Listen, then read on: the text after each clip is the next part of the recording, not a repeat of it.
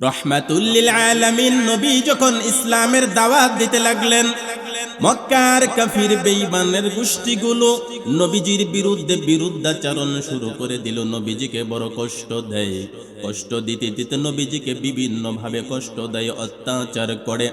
নবুয়তের একাদশ বয়সে 11 বছর বয়স যখন হয়ে গেল, 11 বছর বয়সের সময়ে নবীজির চাচা, প্রিয় চাচা আবু তালেব দুনিয়া থেকে বিদায় নিয়ে চলে গেল। কয়েক মাসের ব্যবধানে নবীজির বিবি আম্মা জান হযরতে খাদিজাতুল কুবরা রাদিয়াল্লাহু তাআলা আনহু তিনিও দুনিয়া ছেড়ে চলে গেলেন। একই বছরে দুইজন প্রিয় মানুষকে নবীজি হারাইয়া এত পাগল ব্যথায় তেন তিনি পাগল হয়ে গেলেন। শোকের কারণে নবীজি একেবারে বিমর্ষ হয়ে গেলেন। এই জন্য এই বছরটাকে হাদিস শরীফের মধ্যে আমুল হুজুন বলা হয়, দুশ্চিন্তার বছর, দুঃখের বছর, কষ্টের বছর বলা হয়। একই বছরে নবীজির দুইটা প্রিয় মানুষ দুনিয়া থেকে চলে গেল। এবার রহমাতুল লিল আলামিনের প্রতি মক্কার মানুষদের অত্যাচার আরো বেড়ে গেল। বলেন নাউজুবিল্লাহ। মক্কার মানুষগুলো আবু তালেবের মৃত্যুর পর, খাদিজার মৃত্যুর পরে রহমাতুল লিল আলামিন দয়ার নবী, মায়ার নবীর প্রতি আরো অত্যাচার ভীষণ রকম বাড়াইয়া দেয়। মায়ার নবীজি একটু চিন্তা করলেন, কি করব, কি করা যায়। তায়েফের কথা চিন্তা করলেন দয়ার নবী। মক্কার মানুষগুলো বড় রুক্ষ মেজাজের মানুষ, কঠিন মেজাজের মানুষ। এই মানুষগুলোকে ইসলামের দাওয়াত দিয়া এতটা ফল পাওয়া যায় না। এজন্য দয়ার নবী, মায়ার নবী তিনি চিন্তা করলেন, তায়েফের মানুষগুলো একটু নরম মেজাজের, তায়েফের পরিবেশ একটু নরম মেজাজের, তায়েফের পরিবেশ বড় ভালো, শস্য শ্যামল আবহাওয়া, সেখানকার পরিবেশ বড় সুন্দর সুন্দর ফসলাদি হয়। ওই মানুষগুলোর মেজাজ এত রুক্ষ না, ওই মানুষগুলো মেজাজ এত কঠিন না। নবীজি চিন্তা করলেন, তায়েফের মানুষগুলো আমি রহমাতুল লিল আলামিনের বক্তব্যগুলো শুনবে, বুঝতে পারবে। এই চিন্তা করে মায়ার নবীজি যায়েদ ইবনে হারেসাকে সঙ্গে নিয়া তায়েফের দিকে তিনি রওনা করলেন। তায়েফ যাইয়া রে বাবা রহমাতুল লিল আলামিন ইসলামের দাওয়াত দেয়। তায়েফের কাফেরদেরকে বুঝাইলেন, ইসলামের বাণী তাদের সামনে তুলে ধরলেন। না, তায়েফের মানুষগুলো বড় কঠিন, পাষাণ হৃদয়ের পরিচয় দিয়া রে বাবা আমার আপনার নবীর উপরে অমানসিক অত্যাচার করল। শুধু তাই না, এবার তায়েফের কাফিরের দল যুবকদেরকে আমার নবীর উপরে লালাইয়া দিল। যা যুবক, এই কুরাইশি এই মুহাম্মদকে পাথর মারতে থাক। তায়েফের মানুষগুলো নিষ্ঠুর আচরণ করিয়া আমার নবী মুহাম্মদুর রাসূলুল্লাহ সাল্লাল্লাহু আলাইহি ওয়াসাল্লামের গায়ে পাথরের আঘাত শুরু করেছে। পাথরের নিষ্ঠুর আঘাত পাইয়া মায়ার নবীজির দেহ মুবারক থেকে রক্ত বের হতে লাগলো। যেই নবীজির দেহ মুবারকের ভিতরে মশা মাছি বসা হারাম ছিল রে বাবা, যেই নবীর গায়ে মশা বসতে নিষেধ ছিল, মাছি বসা নিষেধ ছিল, ওই নবীজির বরকতময় দেহের ভিতরে আঘাত শুরু করে দিয়েছে। ওরে মুসলমান যুবক, তুমি যেই নবীর উম্মত হইলা, ওই নবীকে না বানাইলে আল্লাহ দুনিয়া বানাইতো না, ওই নবীকে না বানাইলে আল্লাহ আসমান জমিন বানাইতেন না। ও যুবক বাবাজি, তোমাকেও বানাইতো না রে বাবা। সেই নবীজির উম্মত হইয়া বাজান তুমি কোন দিকে চললা, নবীকে চিনলা না। রহমাতুল লিল আলামিন নবীজিকে এত অত্যাচার করলে, এত নির্যাতন, ব্যথায় তিনি জর্জরিত হইয়া পা দুইটা টেনে টেনে আগাইতে থাকেন। তায়েফের কাফিরের দল এত নিষ্ঠুর, মায়ার নবীজির পিছনে পিছনে আসে আর পাথর দিয়ে ঢেলায়। পাথরের আঘাতে নবীজি একবার বসে পড়েন, আবার শরীরটা চলে না, ক্লান্ত হইয়া আবার উঠে হাঁটতে শুরু করেন। অনেক দূর আসার পর ওই তায়েফের মানুষগুলো ফিরা চলে গেল। এবার নবীজি আস্তে আস্তে কিছুক্ষণ বিশ্রাম নিয়া মক্কায় যখন ফিরে আসলেন। এবার নবীজির মনটা বড় খারাপ হয়ে গেছে, বিমর্ষ। দুনিয়ার মানুষগুলো কি কালেমার কথা শুনবে না? দুনিয়ার মানুষগুলো কি তাওহীদের বাণী শুনবে না? ওরে কাইকের মানুষ, মধুপুরের মুসলমান বাবাজিরা শোনো, রাহমাতুল লিল আলামিন নবী কত আমাদের জন্য কষ্ট করেছে। এবার নবীজি মক্কার ভিতরে চলে আসলেন, মনটা বড় খারাপ, কি করব। এমন সময় আল্লাহ রাব্বুল আলামিন আমার নবীকে সান্ত্বনা দেওয়ার জন্য মেরাজে নিয়েছে। সান্ত্বনা দেওয়ার জন্য নবীজিকে মেরাজে নিলেন। এত কষ্ট পাইছেন নবীজি, দুইটা প্রিয় মানুষকে হারাইছেন, চাচাকে হারাইছেন, বিবিকে হারাইছেন। এরপরে তায়েফ গেছেন একটু শান্তির আশায়, শান্তি তো পাইলেনই না, বরংস মক্কার মানুষের চাইতে নিষ্ঠুর হয়েছে তায়েফের মানুষ, ঠিক না? এবার নবীজি রাহমাতুল লিল আলামিন মায়ার নবীকে সান্ত্বনা দেবার জন্য আল্লাহ রাব্বুল আলামিন একটা ব্যবস্থা করলেন, মেরাজের ব্যবস্থা। রাহমাতুল লিল আলামিন নবীজি মক্কার ভিতরে হাতিমে কাবার পিছনে শায়িত, কাবার পাশে তিনি ঘুমাইলেন রাতের বেলা। আরেকটা বর্ণনায় আছে উম্মে হানির ঘরে ঘুমাইছেন রাতের বেলা। গভীর রাতের ভিতরে তিনি হঠাৎ করে ঘুমের থেকে জেগে গেলেন, বুঝতে পারলেন পায়ের ভিতরে একটা কিসের যেন স্পর্শ পাইলেন। গভীর রজনীতে পায়ের ভিতরে স্পর্শ পাইয়া ঘুম ভেঙে গেল।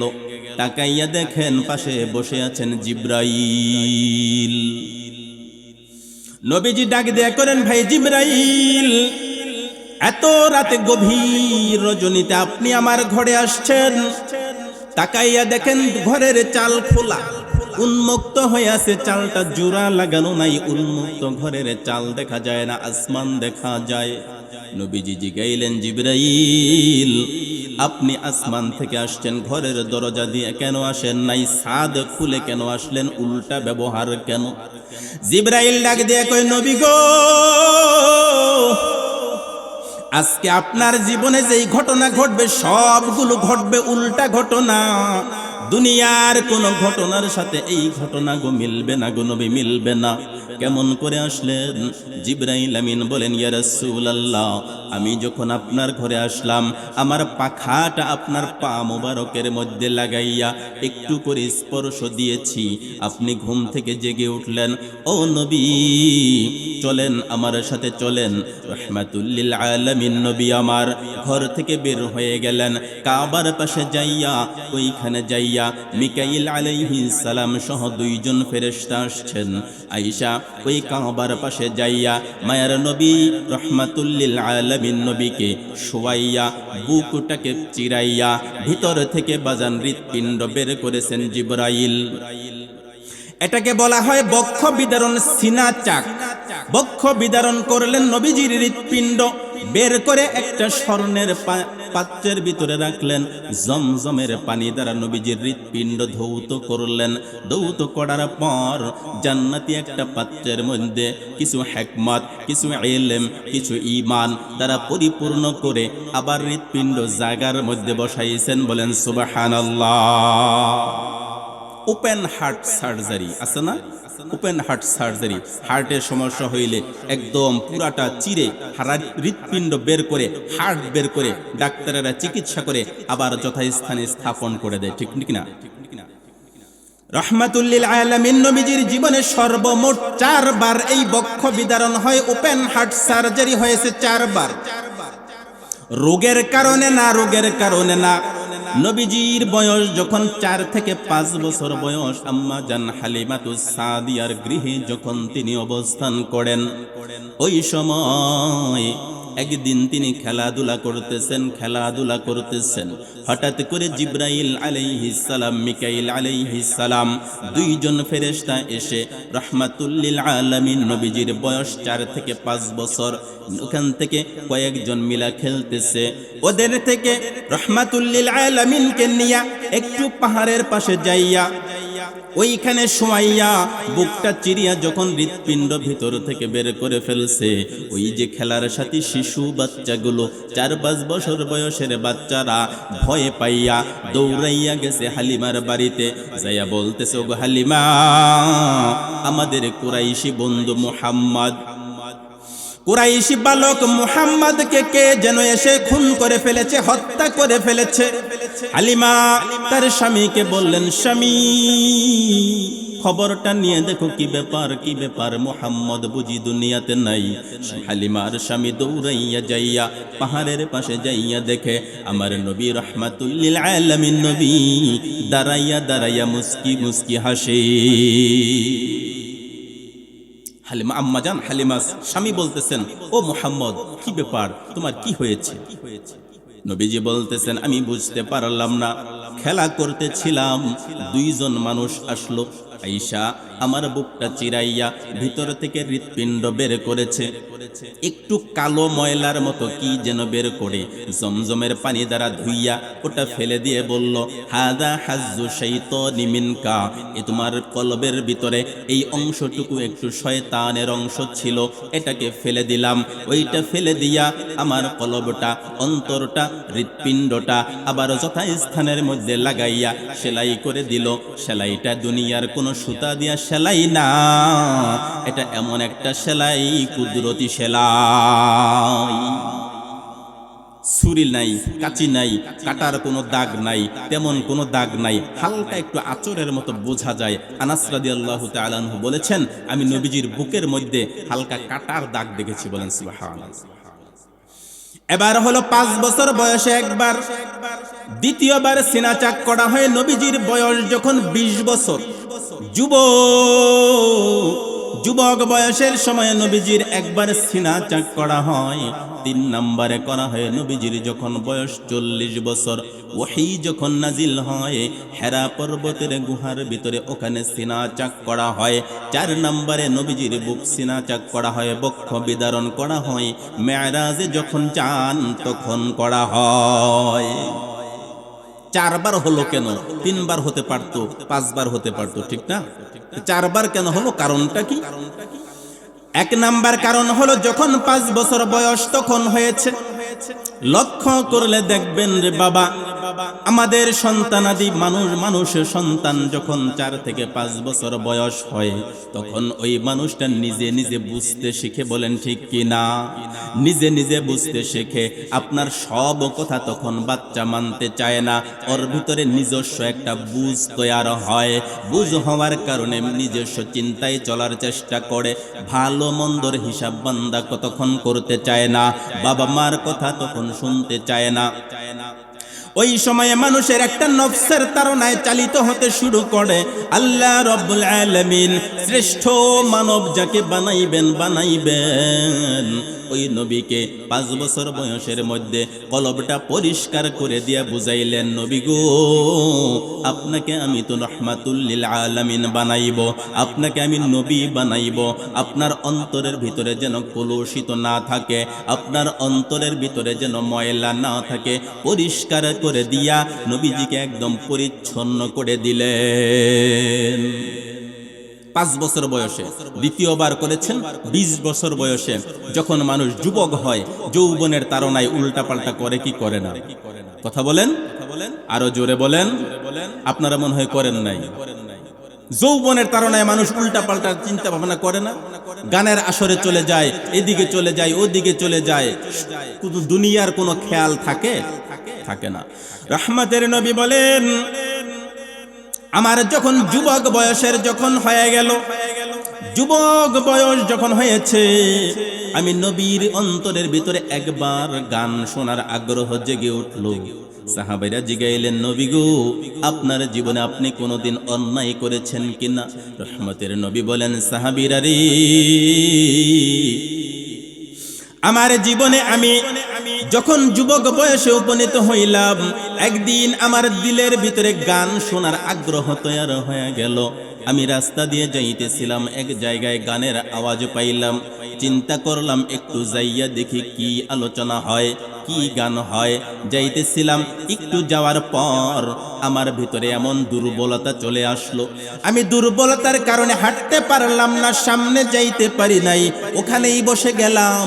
আল্লাহর কুদরত, আমার ওই দিন এই পরিমাণ ঘুম চলে আসলো, যেই ঘুমের কারণে আমি পরদিন সকাল বেলায় জাগ্রত হই। সকাল বেলায় জাগ্রত হইছি, সারা রাত গান চলেছে আমি জানি না। আল্লাহ পাক আমাকে হেফাজত করেছেন, বলেন সুবহানাল্লাহ। এবার রাহমাতুল লিল আলামিন নবী আমার কাবার ভিতরে ওইখানে বক্ষ বিদারণ করা হলো, সিনা চাক করা হলো।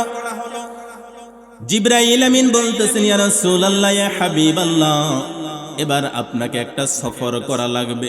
কোথায়? কয় সফর করবেন, আপনার জন্য বাহনের ব্যবস্থা করেছি। বাহন আনা হলো জান্নাতি একটা বাহন, নাম হলো বুরাক। কি নাম? বুরাক বাহন। নবী গো, আপনি এই বুরাকের উপরে উঠবেন, এটাতে চড়ে আপনি সফর শুরু করবেন, সফর শুরু করবেন। নবীজি যখন বুরাকের কাছে গেলেন, উঠতে চাইলেন, জান্নাতি একটা বাহন বুরাক। এবার বুরাক নবীজিকে পিঠে নিতে রাজি হয় না, একটু যেন অভিমান অভিমান ভাব। জিবরাইল আমিন ডাক দিয়ে কয়, বুরাক, তুমি কি আচরণ করতেছো? তুমি কি জানো আজকে তোমার পিঠের মধ্যে যিনি সওয়ার হবেন তিনি আর কেউ না, কেউ না, তিনি হলেন রাহমাতুল লিল আলামিন। এবার বুরাক শান্ত হয়ে গেল, নবীজির নাম মোবারক শুনে শান্ত হয়ে গেল। রাহমাতুল লিল আলামিন বুরাকের পিঠের মধ্যে চড়লেন।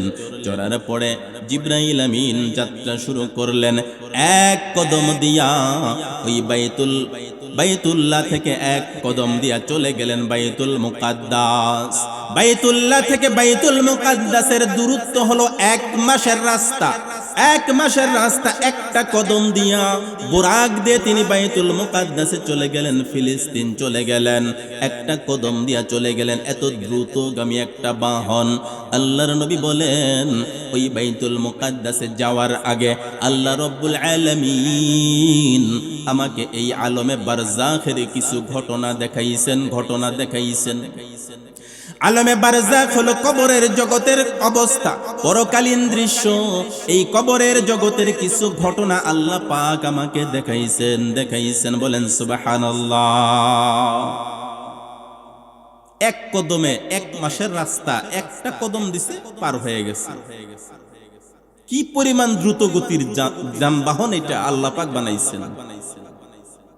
আপনাদের কাছে জিনিসটা আশ্চর্য মনে হয় নাকি? আল্লাহ পারে না এমন কোন কাজ আছে? আল্লাহ পাক সব পারেন। এটা আশ্চর্যজনক মনে হইতো যদি, যেমন মনে করেন আজ থেকে 20-50 বছর আগে যারা হজ করেছেন, জাহাজ দিয়ে হজে গেছে, অনেক দিন লাগছে না? লাগছে। আবার তারও আগে হেঁটে হেঁটে হজ করতে গেছে, সময় লাগছে না? বহু সময় লাগছে। এখন কয় ঘন্টা? 3 ঘন্টা, 3.5 ঘন্টা লাগে, ঠিক কিনা? 3 ঘন্টায় চলে যায়। 3 মাসের রাস্তা 3 ঘন্টায় চলে যায়। আরো দ্রুত গতির হচ্ছে, এই যে আলোটা দেখছেন, এটার 1 সেকেন্ডের গতি হচ্ছে 3 লক্ষ কিলোমিটার। কত? 3 লক্ষ কিলোমিটার। 1 সেকেন্ডে 3 লক্ষ কিলোমিটার যাবে। আপনার এখান থেকে মধুপুর হচ্ছে 2 কিলোমিটার। কতক্ষণ লাগে? 20-25 মিনিট। আর 1 সেকেন্ডে যায় 3 লক্ষ কিলোমিটার। আল্লাহর নবী সাল্লাল্লাহু আলাইহি ওয়াসাল্লাম বলেন, ওই বাইতুল মুকাদ্দাসে যাওয়ার পূর্বে আমাকে আলমে বারজাখের কিছু ঘটনা আল্লাহ পাক দেখাইলেন। কি ঘটনা? নবীজি বলেন, আমি যখন গেলাম, হঠাৎ করে আমি দেখলাম একদল মানুষের হাতের নখগুলো হলো তামার তৈরি নখ। এমনি সাধারণ কোন নখ না রে বাজান, মনোযোগ দিয়ে কথাগুলো একটু শুনবেন রে বাবা। তামার তৈরি নখ না, এই সাধারণ কোন নখ না, তামার তৈরি নখ, বড় বড় নখওয়ালা মানুষ। নবীজি বলেন, আমি দেখলাম ওই তামার তৈরি নখওয়ালা মানুষগুলো নিজেদের চেহারার ভিতরে এমন করে করে খামসি দেয়, আর নিজেদের চেহারা থেকে মাংসগুলো নখের সাথে ছিঁড়ে ছিঁড়ে আসতেছে। আমি নবীজি দেখলাম ওই মানুষগুলো একবার করে খামসি দেয়, ব্যথার কারণে চিৎকার দিয়ে ওঠে, আবার খামসি দেয়, আবার চিৎকার করে ওঠে, আবার খামসি দেয়, আবার চিৎকার করে ওঠে। এমন ভাবে তারা নিজেদের চেহারার মধ্যে খামসি দেয়। আমি জিব্রাইলকে জিগাইলাম, জিব্রাইল, এরা কে? এরা কোন ধরনের মানুষ? কি তাদের অপরাধটা কি? তারা এমন করতেছে কেন? নিজেদের চেহারার ভিতরে কেন খামসি দেয়? রক্ত মাংস কোরগুলো খুলে খুলে আনতেছে, ক্ষত বিক্ষত করে, আবার ব্যথায় চিৎকার করে, আবার খামসি দেয়। কারণটা কি? জিবরাইল আমিন বলেন, নবী গো, এই মানুষগুলো হলো এমন মানুষ, দুনিয়ার ভিতরে এই মানুষগুলো গীবত করত, আরেকজনের দোষ চর্চা করত, আরেকজনের দুর্নাম বদনাম গায়া গায়া বেড়াইতো। ও নবী, এই মানুষগুলোর জন্য আল্লাহ এই শাস্তি দিয়েছেন। আরে মধুপুরের বাবাজিরা, গীবত দুর্নাম বদনাম আমাদের ভিতরে আছে না নাই? কথা বলেন। আল্লাহ বলেছেন, ওয়ালা তাজাসসু ওয়ালা ইয়াগতাব বা'দুকুম বা'দা আয়ুহিব্বু আহাদুকুম আন ইয়াকুলা লাহমা আখিহি মাইতান ফাকারিহতুমুহু ওয়াত্তাকুল্লাহা ইন্নাল্লাহা তাওয়াবুর রহিম। আল্লাহ পাক ডাক দিয়ে বলেন, ওরে মুমিন, ওয়ালা তাজাসসু, তোমরা আরেকজনের দোষ তালাশ করিও না, অন্যায় তালাশ করিও না, ত্রুটি বিচ্যুতি তালাশ করিও না। রে মুমিন বান্দা, নিজের দোষটাকে খুঁজে খুঁজে বের করো, নিজের দোষটাকে খুঁজে বের করো রে বান্দা। নিজের দোষটা যদি খুঁজে বের করতে পারো, কিয়ামতের ময়দানে তুমি দামি হয়ে যাইবা। আরেকজনের দোষ যদি তালাশ করো, আরেকজনের গীবত যদি তুমি গাও, আল্লাহ পাক বলেন, বান্দা, আয়ুহিব্বু আহাদুকুম, তোমাদের মধ্যে এমন কোন মানুষ পাওয়া যাইবে না, আইয়া কুলা লাহমা আখিহি মাইতান ফাকারিহতুমুহু। আল্লাহ পাক বলেন, বান্দারে, তোমাদের মধ্যে এমন কোন মানুষ পাওয়া যাইবে না যেই মানুষটা তার নিজের মরা ভাইয়ের গোশত খেতে চায়। পাওয়া যাবে? নিজের ভাই মরে গেল, ওই মরা ভাইয়ের গোশত আপনি কেটে কেটে খাবেননি? কথা বলেন, জোরে বলেন। কেউ খাবে না, কেউ খাবে না। আল্লাহ বলেন, ফাকারিহতুমুহু, ও বান্দা, তুমি তো নিজেই এটা পছন্দ করো না, তাহলে যদি গীবত করো রে বান্দা, কিয়ামতের ময়দানে তোমার জন্য এই শাস্তি দেওয়া হবে। ও মুসলমান, সামনে একটা সিজন আসতেছে, গীবতের সিজন, ঠিক কিনা? ইলেকশন আসতেছে না সামনে? কথা বলেন। ইলেকশন সামনে, গীবতের একটা পাহাড় ছুটে যাবে, বলেন ঠিক কিনা? ও আমার মুসলমান ভাইয়েরা, গীবত থেকে বাঁচো। নিজের চেহারায় যদি নিজে খামসি দিয়া রক্ত মাংস বের করতে না চাও, গীবত থেকে বাঁচো রে বাবা। আর যদি বলো, হুজুর, আমি আমার চেহারা আমি খামসাইব, আপনার কি? তাহলে গীবত করতে পারো রে বাজান, অসুবিধা নাই, অসুবিধা নাই। রহমতের নবী বলেন, আমি এই মানুষগুলোকে দেখলাম, একদল মানুষ নিজের চেহারায় খামসি দেয়। এবার সামনে আগাইলাম, সামনে আগানোর পর আমি দেখতে পাইলাম, একটা মানুষকে দেখলাম, একদল মানুষকে আমি নবীজি দেখলাম, সাগর, রক্তের সাগরের ভিতরে সাঁতার কাটে, হাবুডুবু খায়, রক্তের পাথর বানাইয়া ওই লোকমাগুলো খায়, পেটের ভিতরে ঢুকতেছে। রক্তের সাগরের ভিতরে হাবুডুবু খায়, আস্তে আস্তে সাঁতার কেটে কেটে তীরের দিকে যখন আসে, তীরে দাঁড়ানো একজন ফেরেশতা ওই লোকটার দিকে পাথর নিক্ষেপ করে, পাথরের আঘাত পাইয়া ওই লোকটা আবার সাগরের মাঝখানে চলে যায়। আমি জিবরাইলকে জিগাইলাম, জিবরাইল ভাই, এরা কারা? জিবরাইল আমিন জবাব দেয়, ইয়া রাসূলুল্লাহ, ইয়া হাবিবাল্লাহ, ওগো রহমতের নবী, এই মানুষগুলো হইল সুদখোরের দল, সুদখোরের দল। ও দুনিয়ার মানুষ শুনো, দুনিয়ার ভিতরে সুদ খাইয়া চলবা। ও বাজান, মরার পরে তোমাকে রক্তের সাগরে হাবুডুবু খাওয়া লাগবে। ও বাজান, চিন্তা করে দেখো, সুদকে আল্লাহ পাক হারাম করেছেন, ব্যবসাকে হালাল ঘোষণা করেছেন আল্লাহ। এই আমাদের সমাজের ভিতরে সুদখোর আছে না নাই? ও সুদখোরের দল শুনো, তোমাদের প্রতি কত মায়া লাগে রে বাবা। কত যুবক নিজে টাকা কামাই করার জন্য সুদি কারবারি শুরু করে দিয়েছে রে বাবা, শুরু করে দিয়েছে। শুনে নাও, যেই মানুষটা সুদি কারবার করে না, সুদের কারবার করে না, ওই মানুষটাও বিবাহ শাদী করে, সন্তান লালন পালন করে, বড় বড় ব্যবসা বাণিজ্য করে, তার তো খানা বন্ধ নাই। যেই মানুষটা সুদের কারবার করে না, তার বিবাহ শাদী বন্ধ নাই, তার খানা বন্ধ নাই, তার সন্তান বড় বড় আলেম হয়, তার সন্তান বড় বড় ইঞ্জিনিয়ার হয়, তার সন্তান বড় চাকরিওয়ালা হয়। ওরে বাবা, তোমার কেন সুদের কারবার করা লাগবে? কেন তুমি কেন সুদের কারবার করতে যাও? সুদ ছাড়া যদি তুমি হালাল পন্থায় জীবন যাপন যদি করতে চাও, আল্লাহ পাক তো তোমার জন্য সেই ব্যবস্থাও করেছেন। বলেন ঠিক কি না? সবাই তো সুদ খায় না রে বাবা, তুমি কেন খাও? সুদের কারবারে তুমি কেন লিপ্ত হও? তুমি চাকাইয়া দেখো, তোমার সমাজের অসংখ্য মানুষ সুদের সাথে যুক্ত না হইয়া সুন্দরভাবে জীবন যাপন করতেছে। তুমি কেন করবা?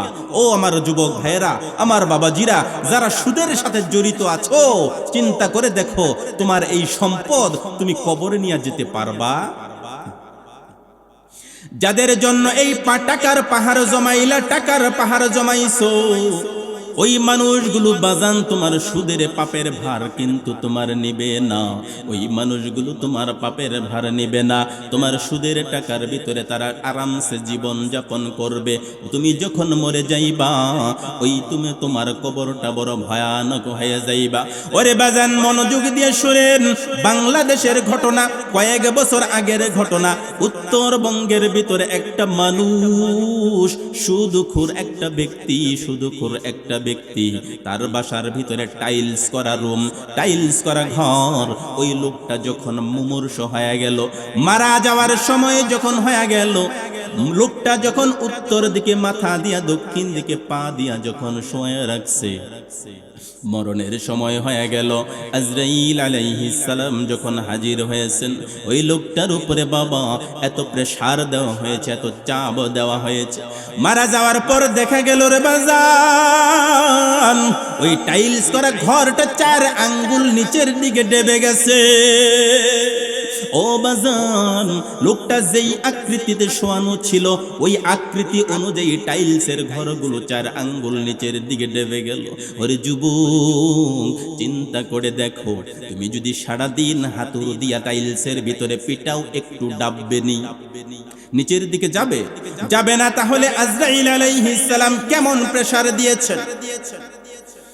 সুদখোরের শাস্তি বড় কঠিন, বড় কঠিন। ওই লোকটাকে এমন নির্মম ভাবে কষ্ট দিয়া মৃত্যুবরণ করতে হয়েছে রে বাজান।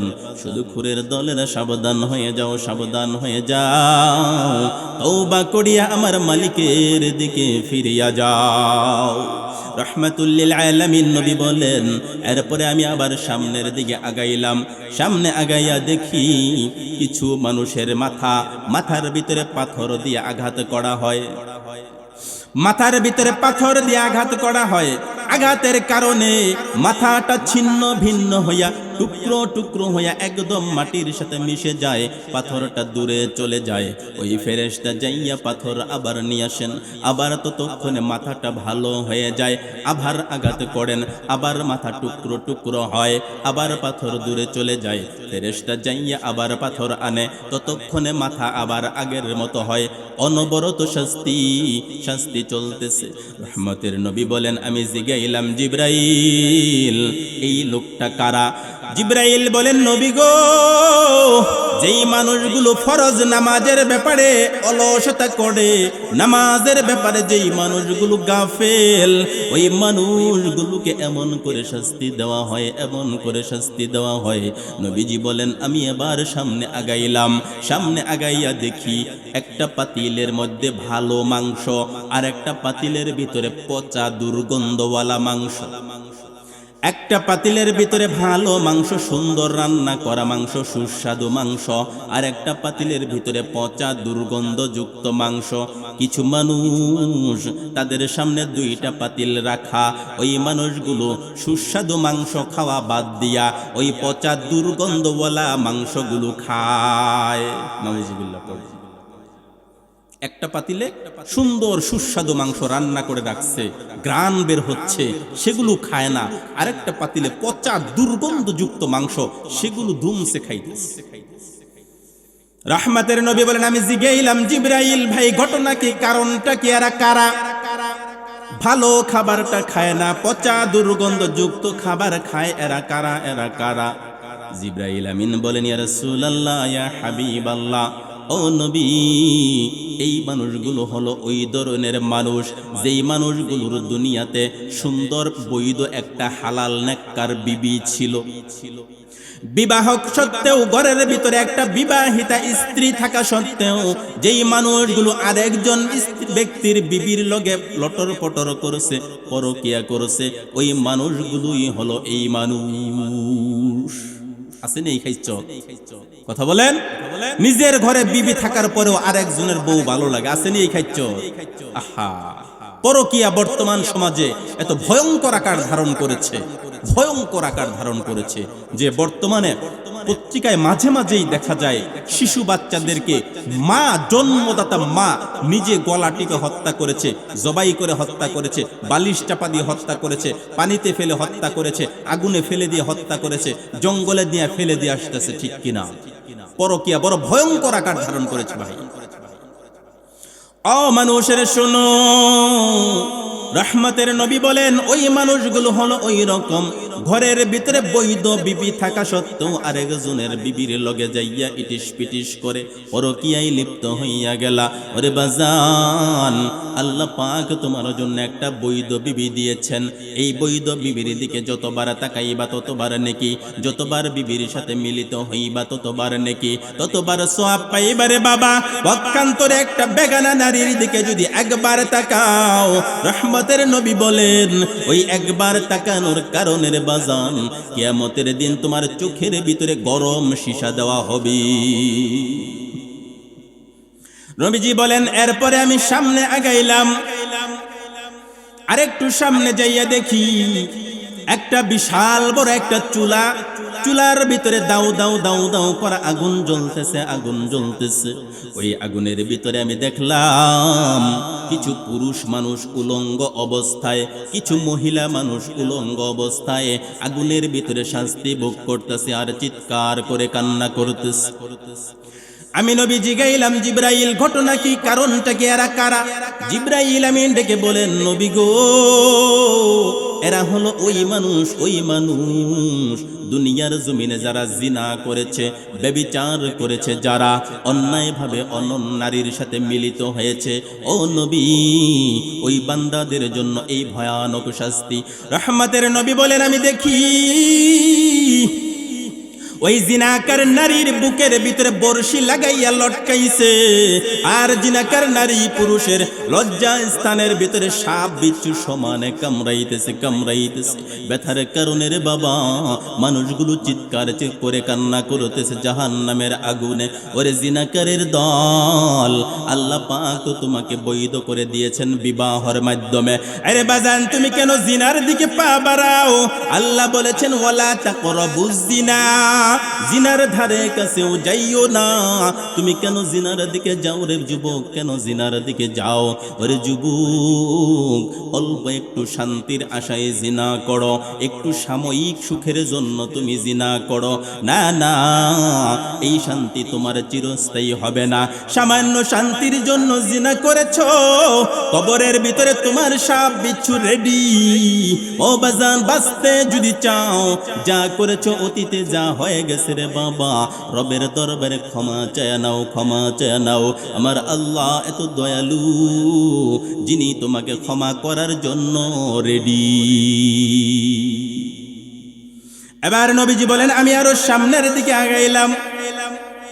সামনের দিকে আগাইয়া দেখি একটা মানুষ একটা বিশাল বড় লাকড়ির বোঝা, ওই লাকড়ির বোঝাটা মাথায় তোলার চেষ্টা করে, উঠাইতে পারে না। দৌড়াইয়া যাইয়া আরো কিছু লাকড়ি আইনা জমা করে, আবার উঠানোর চেষ্টা করে, উঠাইতে পারে না। আরো কিছু লাকড়ি আইনা জড়ো করে, উঠাইতে পারে না। কাজটা সোজা না উল্টা? কথা বলেন। বোঝা যদি না উঠাইতে পারেন, উচিত ছিল কি এখান থেকে নামাইয়া তারপরে বোঝা উঠানো, ঠিক না? তো এই লোকটা বোঝা উঠাইতে পারে না, আরো কিছু লাকড়ি আইনা জড়ো করে, আবার পেঁচ দিয়া উঠানোর চেষ্টা করে, পারে না, আবার যায় আরো কিছু আইনা জড়ো করে। নবীজি বলেন আমি জিজ্ঞাইলাম ভাই জিবরাইল, এই উল্টা কাজ কেন? এইটা আবার কে? জিবরাইল আলাইহিস সালাম বললেন নবী গো, এটা হচ্ছে আপনার ওই মানুষ, যেই মানুষটা দুনিয়ায় ঋণ পরিশোধ করার ক্ষমতা নাই, তারপরেও খালি ঋণ করে, পরিশোধ করার ক্ষমতা নাই আরো ঋণ করে। আসেনি এরকম? এক জায়গা থেকে ঋণ করে আরেক জায়গায় দেয়, এবার ওইটা পরিশোধ হইতে না হইতে আরেক এনজিও থেকে ঋণ করে আরেকটা শোধায়, ওইটা পরিশোধ হয় না, আরেক এনজিও থেকে ঋণ করে আরেকটা পরিশোধ করে। আসেনি এই খাচ্ছ? শেষ পর্যন্ত এলাকা ছেড়ে বিদায় নাই, হাওয়া। রহমতের নবী বলেন আমি দেখলাম ওই মানুষটা এরকম করে, আবার সামনে আগাইলাম। সামনে আগাইয়া দেখি একদল মানুষ যাদের জিহ্বাটাকে কেচি দিয়া কাটা হয়, একবার কাটা হয় জিহ্বা আবার জোড়া লেগে যায়, আবার কাটা হয়, আবার জোড়া লেগে যায়, আবার কাটা হয়, আবার জোড়া লেগে যায়। আমি জিগাইলাম জিবরাইল, এই মানুষগুলো কারা? এই মানুষগুলো কারা যাদের জিহ্বা এমন করে কাটা হয়? জিবরাইল বলেন নবী গো, এই মানুষগুলো হলো ওই মানুষ, ওই সকল বক্তা যেই মানুষগুলো মানুষদেরকে সুন্দর সুন্দর উপদেশ দিত, ভালো ভালো ওয়াজ করত, নিজেরা আমল করত না রে বাবা। ওই মানুষগুলো হবে আমার মতো বক্তা, আমার মতো গুনাহগার, যাদের জিহ্বাকে আল্লাহ পাক কাঁচি দ্বারা কাটবেন। ও বাজান, আপনাদের কাছে আমি দোয়া চাই, আল্লাহ যেন ওই আযাব থেকে আমাকে বাঁচাইয়া দেন, বলেন আমিন। ওই বক্তাদের জিহ্বাকে কাটা হবে। নবীজি বলেন তোমরা উপদেশ দাও, নিজেরা আমল যদি না করো তোমাদের জিহ্বাকে কাঁচি দ্বারা কাটা হবে। জাহান্নামের ভিতরে এমন এমন কিছু মানুষ থাকবে, ভালো ভালো বক্তা থাকবে, জাহান্নামের আফসোস করে বলবে হুজুর আপনি না এত সুন্দর সুন্দর বয়ান করতেন, সুন্দর সুন্দর ওয়াজ করতেন, আপনার ওয়াজ শুনে কত মানুষ তো জান্নাতে, আপনি কেন জাহান্নামে? হুজুর বলবে ভাই রে, আমি তোমাদেরকে ওয়াজ করতাম, নসিহত করতাম, কিন্তু না না, আমি নিজে আমল করতাম না। এই কোয়ালিটির মানুষকে জিহ্বা কাঁচি দ্বারা কাটা। এবার নবীজি বাইতুল মুকাদ্দাসে পৌঁছে গেলেন। যাওয়ার আগে এগুলো দেখলেন, মনে আছে তো আপনাদের? যাওয়ার আগে এই ঘটনাগুলো দেখলেন। জাহান্নাম হচ্ছে জমিনের নিচে, সাতবক জমিনের নিচে। ইন্না জাহান্নামা তাহতাল আরদিস সাবিআ, নবীজি বলেছেন নিশ্চয়ই জাহান্নাম 7 স্তর জমিনের নিচে হলো জাহান্নাম, আর জান্নাত হচ্ছে উপরে। সুবহানাল্লাহ পড়ে। এবার নবীজি বাইতুল মুকাদ্দাসের মধ্যে পৌঁছে গেলেন। বাইতুল মুকাদ্দাসের যাইয়া নবীজির বুরাক, যেটা বাহনের নাম ছিল বুরাক, মনে আসেনি? এবার রাহমাতুল লিল আলামিন নবী বাইতুল মুকাদ্দাসের মধ্যে যাইয়া বুরাকটাকে একটা আংটার সঙ্গে জিবরাইল আলাইহিস সালাম বেঁধে দিলেন, একটা আংটা হুকের মধ্যে বাঁধলেন। বাঁধার পর বাইতুল মুকাদ্দাসের ভিতরে ঢুকলেন। ঢুকার পরে দেখলেন 1,24,000, মতান্তরে 2,24,000 পয়গম্বর বাইতুল মুকাদ্দাসের মধ্যে হাজির। আস্তে বলেন সুবহানাল্লাহ। আল্লাহ কিন্তু আস্তে বললেও শুনে। সমস্ত নবীগণকে বাইতুল মুকাদ্দাসে হাজির করেছেন কে? আরো জোরে বলুন কে? আল্লাহ রাব্বুল আলামিন বাইতুল মুকাদ্দাসের মধ্যে সমস্ত নবীগণকে হাজির করে দিলেন। না না, কোনো জায়গা নাই, কোনো জায়গা খালি নাই। নবীজি বললেন, জিবরাইল আমি কোথায় যাব, আমার তো জায়গা খালি নাই, সব জায়গা ভর্তি। সমস্ত নবীগণ এবার জায়গা করে দিলেন মাঝখান দিয়ে। জিবরাইল আমিন বলেন, নবী গো, আপনি হলেন সাইয়্যিদুল মুরসালিন, ইমামুল মুরসালিন। সমস্ত নবীগণের ইমাম হলেন আপনি, সমস্ত নবী রাসূলগণের সর্দার হলেন আপনি। ও নবী, আপনার জায়গা মসজিদের পিছনে হবে না, আপনার জায়গা হবে একদম ইমামের জায়গায়, হয়ে যাবেন আপনি ইমাম। নবীজিকে নিয়ে একদম ইমামের জায়গায় নিয়ে দাঁড়া করে দিয়েছেন। ওইখানে 2 রাকাত নামাজ আদায় হয়েছে, বলেন সুবহানাল্লাহ। আমার রাসূল ছিলেন ইমাম, সমস্ত নবীগণ ছিলেন মুক্তাদি। সুবহানাল্লাহ পড়ে। ইমামুল মুরসালিন, সমস্ত রাসূলগণের ইমাম, ইমামুল আম্বিয়া, সমস্ত নবীগণের ইমাম আল্লাহ পাক ওখানে বাস্তবায়িত করে দিয়েছে। এবার নামাজ শেষ করার পরে জিবরাইল আলাইহিস সালাম নবীজিকে বললেন, ইয়া রাসূলুল্লাহ, এবার আপনার ভ্রমণ হবে জমিন থেকে উপরের দিকে, এবার তো জমিন থেকে উপরের দিকে যাওয়া লাগবে। চলে আসলেন আবার বুরাকের কাছে। এবার আল্লাহ রাব্বুল আলামিন একটা সিঁড়ি, কুদরতি একটা সিঁড়ি লাগাইছেন। কেউ বলেছেন বুরাকের মাধ্যমেই গেছেন, কেউ বলেছেন না না, একটা সিঁড়ি লাগাইয়া দিয়েছেন আসমান পর্যন্ত। জমিন থেকে আসমান পর্যন্ত কত দূর, কত দূর হবে? রাহমাতুল লিল আলামিন নবী বলেন, এই জমিন থেকে আসমানের দূরত্ব হলো 500 বছরের রাস্তা। কত বছর? আমার আপনার হায়াত কত বছর? 50-60।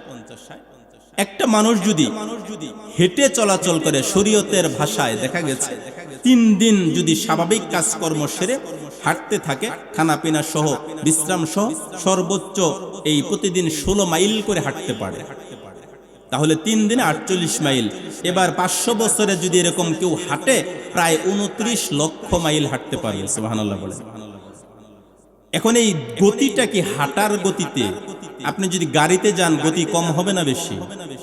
কোথাও বলেন বেশি। যদি প্লেনে যান আরো বেশি, যদি রকেটে যান আরো বেশি, যদি আলোর গতিতে যান আরো বেশি, বুরাকের গতিতে গেলে আরো বেশি। এবার রাহমাতুল লিল আলামিন নবীজিকে নিয়ে এই জমিন থেকে উপরের দিকে রওনা শুরু করলেন। প্রথম আসমান 500 বছরের দূরত্ব পার হইয়া প্রথম আসমানের ওখানে গেলেন। যাইয়া গেটের ভিতরে নক দিছেন। 2টা দরওয়াজা, দরজায় তালা লাগানো, নূরের তালা। দরজার ভিতরে নক দিয়েছেন। ভিতর থেকে প্রশ্ন আসলো, কে? জিবরাইল আমিন বলেন, আনা জিবরাইল। কয়, আমি জিবরাইল। তোমার সাথে কে? কয়, নবী মুহাম্মদ। কয়, তাহলে নবী মুহাম্মদকে নিয়ে আসছো, অনুমতি আছে? কয়, আছে। কয়, তাহলে ঢুকে যাও। কয়, তালা লাগানো। কয়, চাবি হলো নবী মুহাম্মদুর রাসূলুল্লাহর কাছে।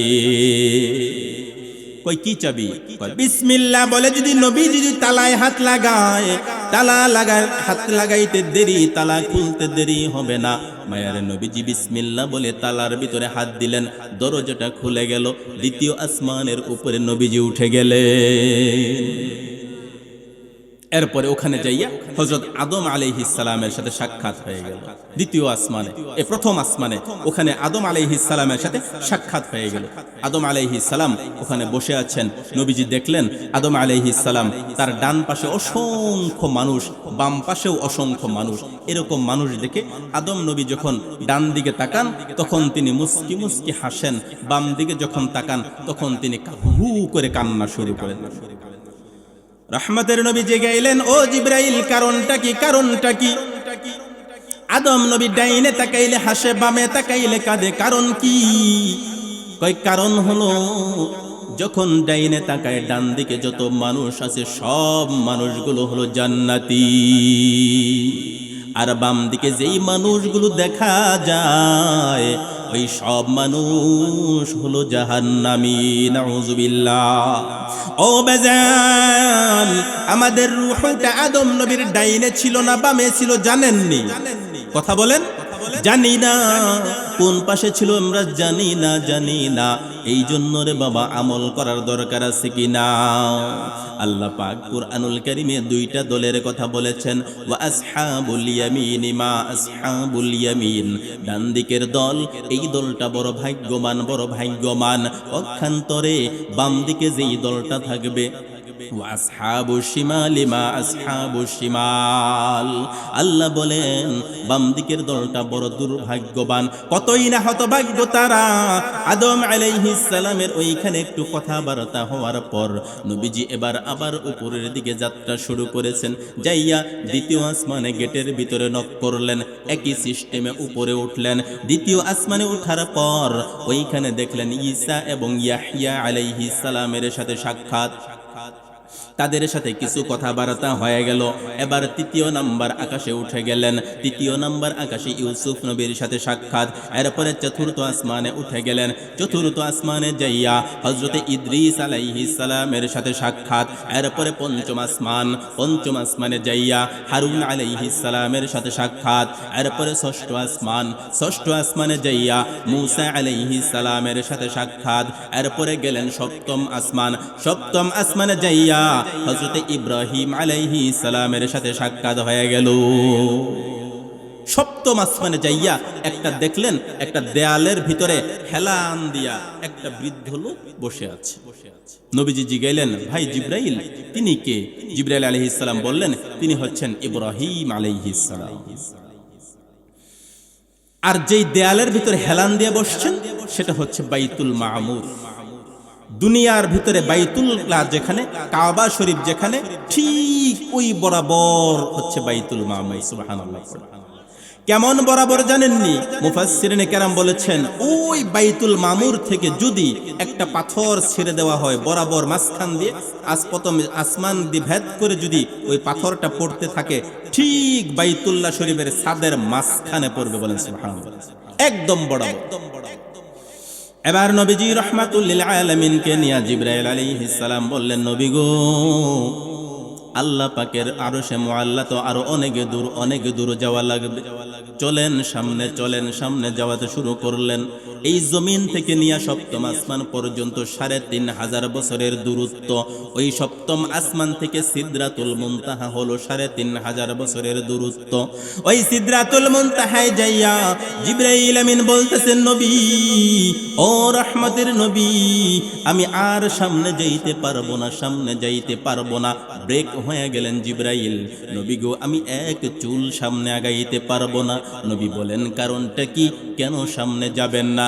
জিবরাইল বলেন, নবী গো, আমি যদি আর একটু সামনে আগাই, আল্লাহ পাকের নূরের তাজাল্লিতে আমি জিবরাইল জ্বলে পড়ে সারখার হয়ে যাইব। আর আগানোর ক্যাপাসিটি নাই, মাতবুরি শেষ, এই পর্যন্তই, একদম লাস্ট বর্ডার আমার। ওইখানে আল্লাহ রাসূল সাল্লাল্লাহু আলাইহি ওয়াসাল্লাম জিবরাইল আমিনকে তার আসল আকৃতিতে একবার দেখলেন। সুবহানাল্লাহ। ৬০০ ডানা মিলিয়া জিবরাইল আলাইহিস সালাম নিজের আকৃতিটা আবার দেখাইছেন। ওয়ালাকাদ রাআহু নাজলাতান উখরা ইনদা সিদরাতিল মুনতাহা। আল্লাহ পাক বলেছেন, আমার নবী জিবরাইলকে আরেকবার দেখেছেন সিদরাতুল মুনতাহার নিকটে, আসল আকৃতিতে দেখলেন। জিবরাইলের আকার এত বড়, তামাম ৭ আসমান আর জমিন তার পাখার ভিতরে ঢাকা। বিশাল বড় আকৃতি। এই জিবরাইল বলতেছেন, নবী গো, আমি আর সামনে যেতে পারবো না, এবার আপনি যান। এবার নবীজি একা সামনে আগাইলেন। আল্লাহ রাব্বুল আলামিন মায়ের নবী, দয়ার নবীর জন্য এবার আরেকটা বাহনের ব্যবস্থা করলেন। বাহনটার নাম হলো রফ। কি নাম? মুত্তাকিইনা আলা রফরফিন খুদরিন ওয়া আবকারিয়্যিন হিসান। فبأي آلاء ربكما تكذبان।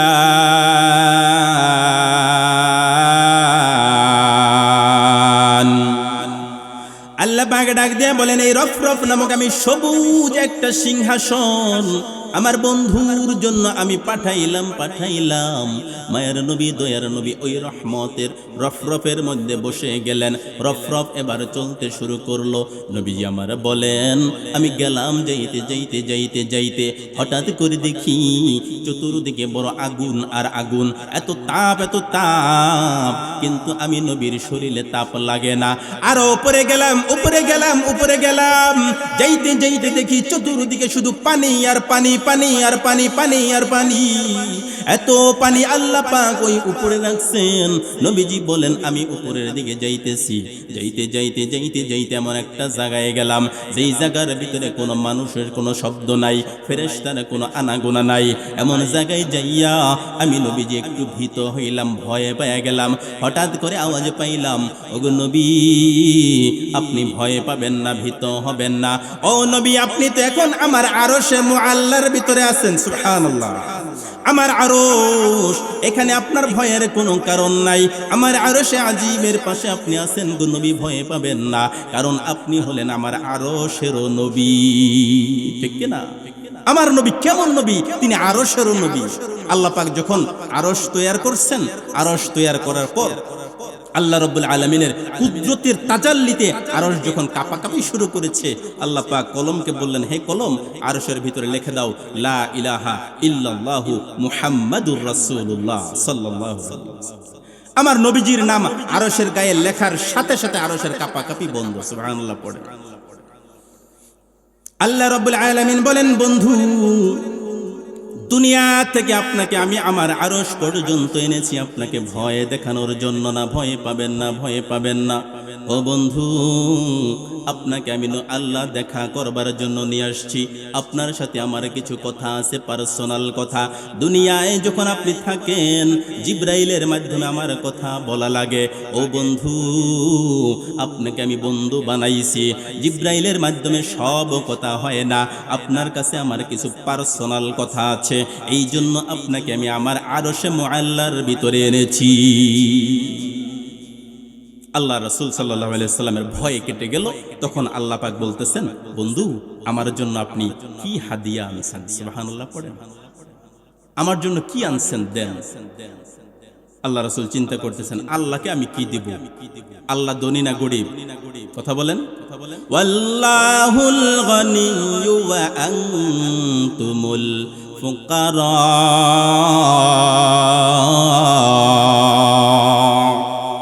আল্লাহ পাক বলেছেন, আল্লাহ হলেন ধনী, তোমরা হলে গরিব। মায়ার নবীজি চিন্তা করেন, আল্লাহ তো ধনী, আল্লাহ ধনী, আল্লাহকে আমি কি দিব? আরশের মালিক তিনি, আসমানের মালিকও তিনি, সমস্ত জায়গা জমির মালিক তিনি, সব কিছুতে মালিক তিনি, অন্য কেউ তো মালিক না। তাকে আমি আল্লাহকে কি দিব? কিন্তু বন্ধু হাদিয়া চাইছেন, না দিলেও চলে না।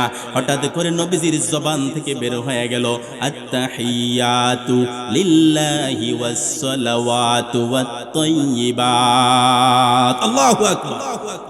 রাহমাতুল লিল আলামিন নবীজির জবান থেকে বের হয়ে গেল, আত্তাহিয়াতু লিল্লাহি ওয়াস সালাওয়াতু ওয়াত তাইয়্যিবাত। ওই আল্লাহ রাব্বুল আলামিনের জন্য সমস্ত প্রশংসা, তার জন্যই সমস্ত ইবাদত, তার জন্যই সমস্ত পবিত্রতা, তার জন্যই সমস্ত গুণগান। আমরা নামাজের মধ্যে পড়ি না আত্তাহিয়াতু? এইটার কাহিনী হচ্ছে ওইখানে। সুবহানাল্লাহ পড়বেন না? আল্লাহ রাব্বুল আলামিন নবীজির কাছে হাদিয়া চাইলেন। নবীজি বলে দিলেন, আত্তাহিয়াতু লিল্লাহি ওয়াস সালাওয়াতু ওয়াত তাইয়্যিবাত। এটুকু যখন নবীজি বলে দিলেন, আল্লাহ পাক তিনি তখনও নবীজিকে জানাইয়া দিলেন, বন্ধু, আপনার কাছ থেকে আমি হাদিয়া নিলাম, আপনাকেও হাদিয়া দিতে চাই। আসসালামু আলাইকা আইয়ুহান নাবিয়্যু ওয়া রাহমাতুল্লাহি ওয়া বারাকাতুহু। আল্লাহ পাক নবীকে বলেন, নবী, আপনার প্রতি শান্তি, আপনার প্রতি আল্লাহর রহমত, আপনার প্রতি আল্লাহ পাকের বরকত। আল্লাহ রাব্বুল আলামিন যখন এই সালামটা শুধুমাত্র নবীজিকে দিয়েছেন, আসসালামু আলাইকা, আইয়ুহান নাবিয়্যু, ও নবী, আপনার প্রতি রহমত, আপনার প্রতি শান্তি, আপনার প্রতি বরকত, সব আপনার প্রতি। মায়ার নবী, দয়ার নবী, কত উম্মতের দরিদ্র নবী জানো? ও মুসলমান, চিন্তা করে দেখো, এত দূরে যাওয়ার পর, কোটি কোটি কোটি কোটি মাইল দূরে যাওয়ার পর আমার আপনার নবী আমাকে ভোলে না, তোমাকে ভোলে না, গুনাহগার উম্মতের কথাও ভোলে না। ও বাজান, নবীজি চিন্তা করে দেখলেন, আল্লাহ পাক যেই সালাম দিয়েছেন আমাকে দিয়েছেন, যেই রহমত দিয়েছেন আমাকে দিয়েছেন, যেই বরকতের কথা বলেছেন আমাকে বলেছেন, না না, এই রহমত, এই বরকত, এই শান্তি আমি নবী একা নিতে রাজি না, আমি একা নিতে রাজি না, একা নিতে রাজি না। আমার গুনাহগার উম্মতকেও এর মধ্যে শামিল করা লাগবে। নবীজি বলে ফেললেন, আসসালামু আলাইনা ওয়া আলা ইবাদিল্লাহিস সালিহিন। আল্লাহ পাক বলেন, ও বন্ধু, আপনার প্রতি সালাম দিলাম।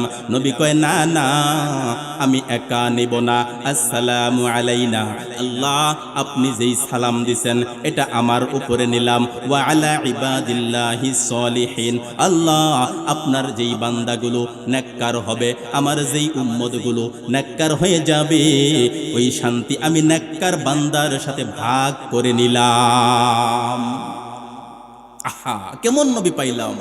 এত দূরে যাওয়ার পরে আমাদেরকে বলছেনি, ভুলেন নাই। আবাই, আমার আপনার নেতা, আমার আপনার নেতার জন্য পাগল হই, নেতার জন্য জীবন দেই। দেখবেন এই নেতা আপনার সামনে যতক্ষণ ততক্ষণ মনে আছে, পার হয়ে গেলে মনে থাকেনি, মনে থাকে না, মনে থাকে না। যেই বিবিকে এত মহব্বত করেন, এত ভালোবাসেন, এই বিবি বাবার বাড়ি গেলে আপনার কথা মনে আছে? মনে নাই। যেই সন্তানকে এত মহব্বত করেন, সন্তানকে বিয়ে করাইলে কিছুদিন পরে সন্তান আর বাবার কথা মনে নাই। আপন কে? নবীজি। কথা বলেন, আমার আপনার জন্য আপন থাকলে এই পৃথিবীতে একমাত্র নবীজি আছেন। সুবহানাল্লাহ পড়েন। যিনি কোটি কোটি মাইল দূরে যাওয়ার পরেও আমার আপনার কথা ভুলেন না। আল্লাহ পাকের দেওয়া হাদিয়া, আল্লাহ পাকের দেওয়া তোহফা নিজের জন্য নেয় নাই, আমাদের নেককার বান্দাদেরকেও শামিল করে ফেলছেন। সুবহানাল্লাহ পড়েন। এবার আল্লাহ আল্লাহর এবং তার রাসূলের মধ্যে আলোচনা শুনেছে ফেরেশতারা। ফেরেশতারা শুনে কয়, আশহাদু আল্লা ইলাহা ইল্লাল্লাহু ওয়া আশহাদু আন্না মুহাম্মাদান আবদুহু ওয়া রাসূলুহু। ফেরেশতারা সাক্ষী দিল, এই যে তিনজনের সমন্বয়ে যে কথাবার্তা, এটার নাম হচ্ছে তাশাহুদ। এটা আমরা নামাজের ভিতরে পড়ি কি পড়ি না? পড়ি। নামাজের ভিতরে আমরা নবীজিকে সালাম দেই, আসসালামু আলাইকা আইয়ুহান নাবিয়্যু। নবীজিকে তো সালাম দিলাম, জবাব পাইছেন আজ পর্যন্ত? কথা বলেন, পাইছেন? কি সালাম দেন, জবাব পাই না। সালামের ভিতরে ভুল না জবাবের ভিতরে ভুল? কথা বলেন, সালামের ভিতরে ভুল ভাই, সালামের ভিতরে ভুল। কেন ভুল? সামনে আসতেছে।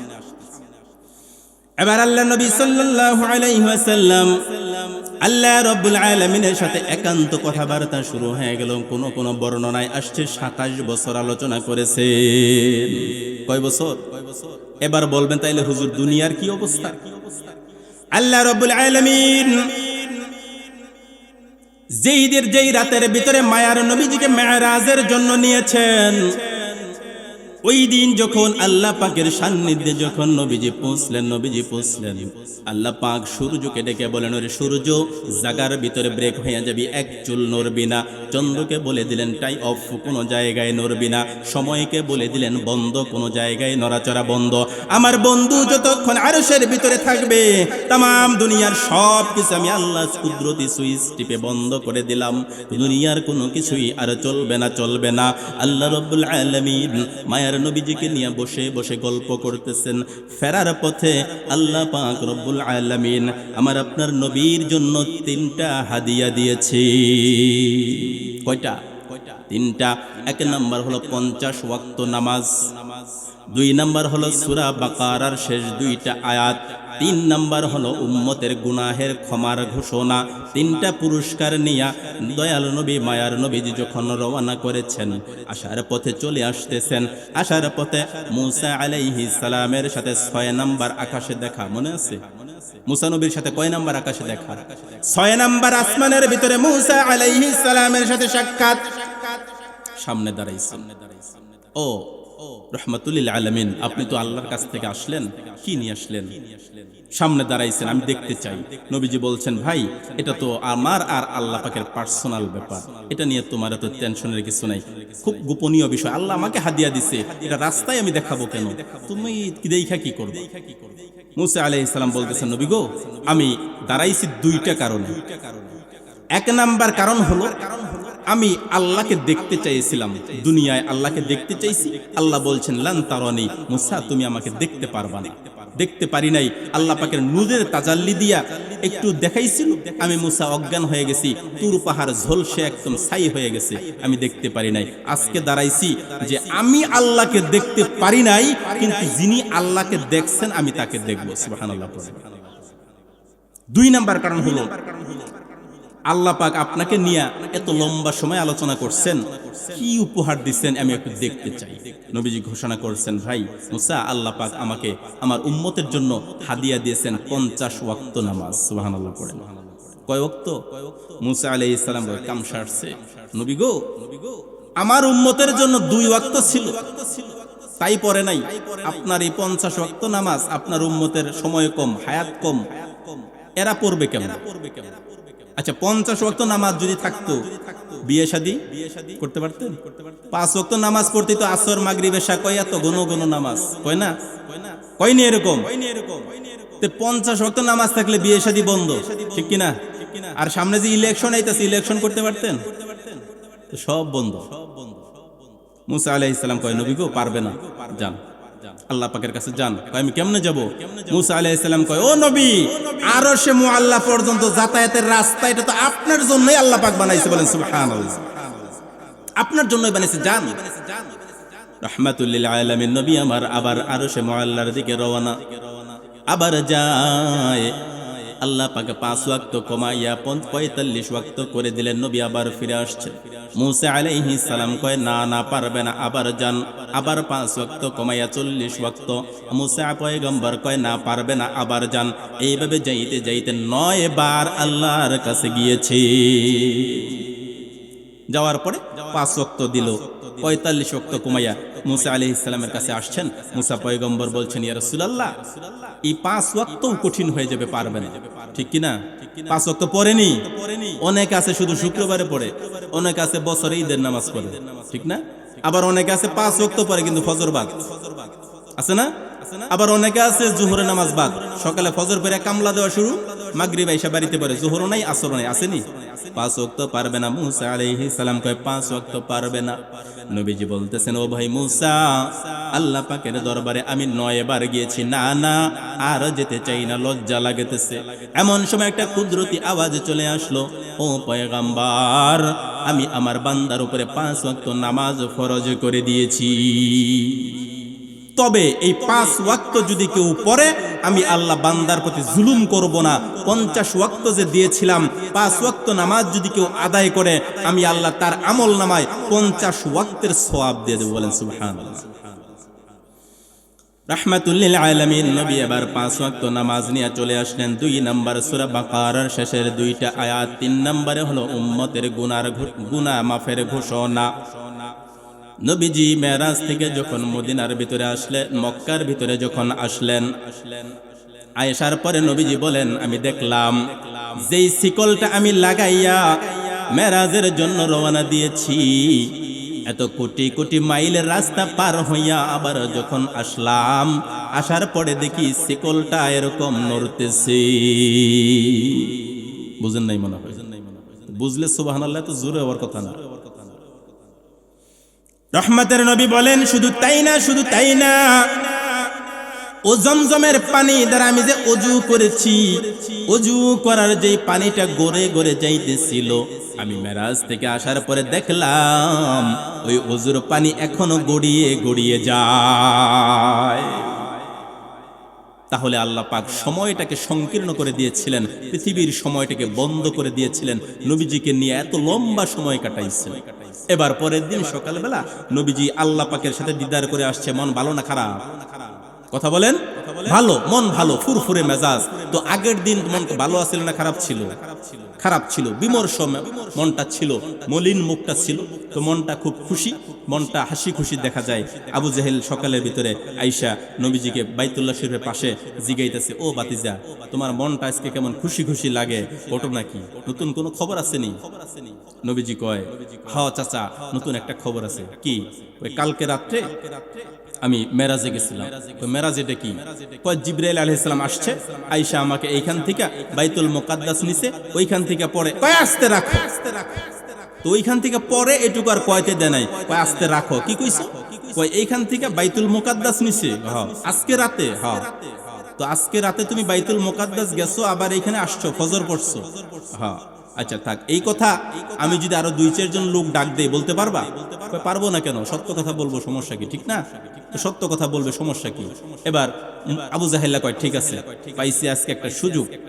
এবার আবু জাহেল্লা যাইয়া কয়েকজন কাফেরকে ডাইকে নিয়ে আসছে, কয় এই শোনো, দুর্বল চিত্তের কিছু মুসলমান, তাদেরকে আনছে। কয় তোমরা যে কও মুহাম্মদ হইছে নবী হইছে, এত মুহাম্মদ তো পুরাই পাগল। বলেন নাউজুবিল্লাহ। আমার আপনার রহমতের নবীকে পাগল বলে গালি দেয়। আল্লাহ রাব্বুল আলামিন জানাইয়া দিলেন, ওয়া মা সাহিবুকুম বিমাজনুন।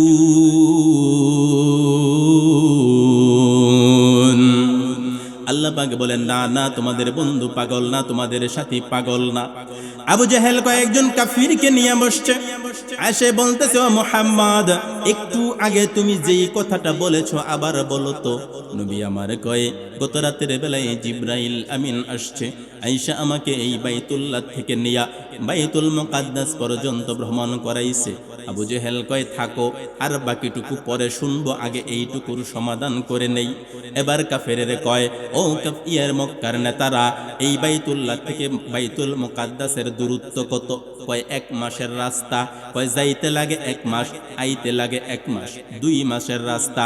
2 মাসের রাস্তা আমাদের যাইতে আর আসতে লাগে। আর মুহাম্মদ কয়, 1 রাতের ভিতরে বাইতুল মুকাদ্দাস যাই আবার ঘুরে আইছে, পরের টুকু বাদ দিলাম।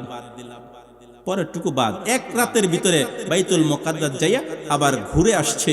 এই 2 মাসের রাস্তা 1 রাতের ভিতরে ঘুরে আসছে, এটা কি তোমরা বিশ্বাস করো? কাফেরেরা কয়, তো পাগল। নাউজুবিল্লাহ পড়েন। এবার কাফেরদের ভিতরে কয়েকজন ছিল যারা ওই বাইতুল মুকাদ্দাস গেছে, ভ্রমণ করছে, দেখছে। এরা নবীজিকে আটকাবার জন্য প্রশ্ন করতেছে, আচ্ছা তুমি যে এই বাইতুল মুকাদ্দাসে গেছো, তো প্রশ্ন করতেছে। আবার এইদিকে আবু জেহেল গেছে আবু বকরকে ডাকার জন্য, যাইয়া বলতেছে, আবু বকর, তো একটা গরম খবর। কি খবর? হয় তোমার বন্ধু মুহাম্মদ আজকে যে ঘটনাটা ঘটাইছে, তুমি আয়ো, চলো যাই। গেছে, যায় জিগাইছে, তোমার বন্ধু বলছে সে নাকি আজকে রাতে মেরাজে গেছিল, এখান থেকে বাইতুল মুকাদ্দাসে থেকে আরশে মুআল্লা পর্যন্ত যাইয়া আবার রাতের বেলায় ঘুরে আয়া আবার ঘরের ভিতরে ঘুমাইছে। তো এটা কি তোমার মনে হয়? আবু বকর বলতেছেন, এটা কি আমার নবী বলেছেন? আবু জেহেল কয়, হ্যাঁ তোমার বন্ধু বলেছে। কয়, আমার নবী যেহেতু বলছেন তাহলে সত্য বলেছেন। সুবহানাল্লাহ। পড়ে ও মুসলমান, শুনে নাও, হেদায়েতের মালিক আল্লাহ, রাহমাতুল লিল আলামিন নবীজির পবিত্র জবান থেকে শুনেও আবু জেহেল বিশ্বাস করে নাই। আর আবু জেহেলের অপবিত্র জবান থেকে নবীর নামের উসিলা দিয়া যখন ঘোষণা দিয়েছে, আবু বকর কয়, এটা যদি নবী যদি বলে থাকে তাহলে সত্য। আবু জেহেল কয়, ঠিক আছে চলো যাই, সামনে গেলেই বুঝতে পারবা। আবু জেহেল আবু বকরকে সাথে নিয়ে নবীজির কাছে আসছে। নবীজিকে দেখাই আবু বকর বলতেছে, ইয়া রাসূলুল্লাহ, ইয়া হাবিবাল্লাহ, গতকালকে রাত্রে আপনি কই ছিলেন? সুবহানাল্লাহ পড়েন। আবু বকর বলতেছে, গত রাত্রে আপনি কই ছিলেন? কাফেরেরা কয়, তো কাম সারছে, কারে নিয়ে এসো এটা? আবু বকর কয়, নবী গো, কালকে রাত্রে আমি আপনারে খুঁজলাম, মক্কার ভিতরে খুঁজলাম, আপনার বাড়িতে গেছি, পাই নাই। উম্মে হানির বাড়িতে গেছি, পাই নাই। কাবার হাতিমে গেছি, পাই নাই। দারুল আরকামে গেছি, পাই নাই। সারা মক্কায় আপনাকে সারা রাত্রে আমি খুঁজে পাই নাই। আমি আবু বকর চিন্তায় তো বেহুশ হয়ে গেছিলাম প্রায়। ও নবী, আপনি কই ছিলেন? নবীজি বলছেন, আবু বকর, আমি আল্লাহ পাকের দিদার লাভের জন্য আল্লাহ পাক আমাকে মেরাজে নিয়ে গিয়েছিলেন। বলেন সুবহানাল্লাহ। কাফেরেরা কয়, কারে আনছো? এ তো এর পক্ষে সাক্ষী হয়ে গেছে, সাক্ষী হয়েছে না, সাক্ষী হয়ে গেছে। এবার কাফেররা প্রশ্ন করতেছে, ও মুহাম্মদ তুমি না এই বাইতুল মুকাদ্দাসে গেছো? হ্যাঁ। আচ্ছা, কাফেরদের ভিতরে বাইতুল মুকাদ্দাস ভ্রমণ করছে, দেখছে এরকম কয়েকজন লোক ছিল। তারা বলতেছে, ও মুহাম্মদ বলো, এই বাইতুল মুকাদ্দাসের ভিতরে এই জানালা কয়টা? তো নবীজি গেছেন রাতের বেলা, 2 রাকাত নামাজ শুধু পড়ছেন, এখানে ঘুরে ঘুরে কি দেখছেন? দেখে নাই। কাফেরেরা কয়, মুহাম্মদ বলো বলো। রাহমাতুল লিল আলামিন একটু চিন্তায় পড়ে গেলেন, কি ব্যাপার, কি জবাব দেব, কি জবাব দেব। আল্লাহ রাব্বুল আলামিন ডাক দিয়ে কয়, জিবরাইল আমার বন্ধুকে আমি আরশে মুআল্লা পর্যন্ত ভ্রমণ করাইছি, যাও যাও, আমার বন্ধুকে আমি বেইজ্জতি করতে চাই না, আমার বন্ধুর কাছে যাইয়া ওই বাইতুল মুকাদ্দাস তার সামনে তুলে ধরবা, আমার বন্ধু যেন দেখে দেখে জবাব দেয়। জিবরাইল আমিন দুনিয়ার মধ্যে আসলেন, রাহমাতুল লিল আলামিন মায়ার নবীজির সম্মুখে বাইতুল মুকাদ্দাসকে এমন করে তুলে ধরলেন। কাফেরের দল প্রশ্ন করে, রাহমাতুল লিল আলামিন নবী আমার দেখে দেখে জবাব দিতে শুরু করে দিল। কাফেরেরা কয়, তাহলে তো ঘটনা পেশ লাগছে, কেমন করে সম্ভব, এক রাতের ভিতরে কেমন করে সম্ভব? নবীজি যেই জবাব দেয় সব জবাবগুলো সঠিক হয়ে গেল। এবার নবীজি বললেন, ও কাফেরের দল শুনো, আর একটা বিষয় হলো, আমি তোমাদের এই মক্কার একটা কাফেলা, একটা দল অমুক জায়গায় তাদের উট হারাইছে, আমি নবী দেখার সময় উটটা দেখলাম, যাওয়ার সময় উটটা দেখেছি, আসার পরে তাকে বলেছি অমুক জায়গায় তোমাদের উটটা পাইবা, খোঁজ নিয়ে দেখো। কিছুদিন পর মক্কার ওই কাফেলা মক্কায় যখন আসলো, কাফেরেরা জিগায়, তোমাদের কোনো উট হারাইছিল নি? কয়, হ্যাঁ একটা উট হারাইছিল, অমুক জায়গায় উট হারাইছে। কয়, কেমনে পাইলা? কয়, একটা আওয়াজ পাইলাম, কে যেন ডাক দিয়ে বলে, ওরে কাফেলার মানুষ, উট যদি পাইতে চাও অমুক পাহাড়ের পাশে যাইয়া দেখো, উটটা খুঁজে পাইবা। দুইটা প্রমাণ পাওয়ার পরেও কাফেরের দল নবীজিকে বিশ্বাস করে নাই, ঈমান আনে নাই। আমার ভাইয়েরা, ঈমানের মালিক, হেদায়েতের মালিক হচ্ছেন কে? আল্লাহ। না দেখে এত যাচাই বাছাই দরকার নাই। আল্লাহ পাকের ঈমানের জন্য প্রথম শর্ত দিয়েছেন, আল্লাযীনা ইউমিনুনা বিল গায়ব, যারা আল্লাহকে না দেখে বিশ্বাস করে, ঠিক না?